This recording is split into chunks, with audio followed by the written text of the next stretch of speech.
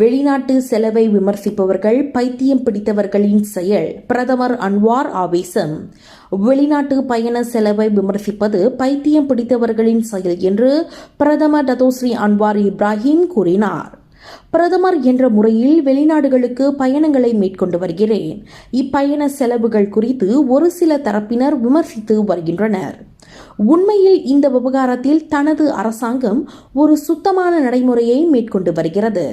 குறிப்பாக இப்பயணத்தில் கலந்து கொள்ளும் தனியார் நிறுவனங்கள் தங்கள் சொந்த செலவை செலுத்துமாறு வலியுறுத்தப்பட்டுள்ளது. இருந்தாலும் இது குறித்து கேள்வி எழுப்பப்பட்டு வருகிறது. இது அரை பைத்தியம் பிடித்தவர்களின் செயல்.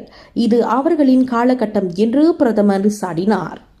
தனியார் நிறுவனங்களின் குழுவுடன் வருபவர்கள் புரோட்டோன், பெட்ரோனாஸ், இன்சன்ஸ், சப்பூரா எனர்ஜி, டாப் குளோப் இதர நிறுவனங்கள் போன்றவைகள் முதலீடு செய்ய முற்படலாம்.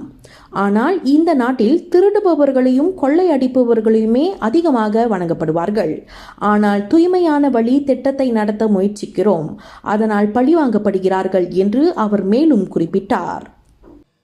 கல்வி, பொருளாதாரம், சமூகத்தொண்டு, அரசியல், சினிமா, இலக்கியம், ஆன்மீகம் உள்ளிட்ட சுவாரஸ்யமான உலக நிகழ்வுகளை, தகவல்களை தெரிந்து கொள்ள உங்கள் வர்த்தக நண்பன் சேனலை மறக்காம சப்ஸ்கிரைப் பண்ணுங்க.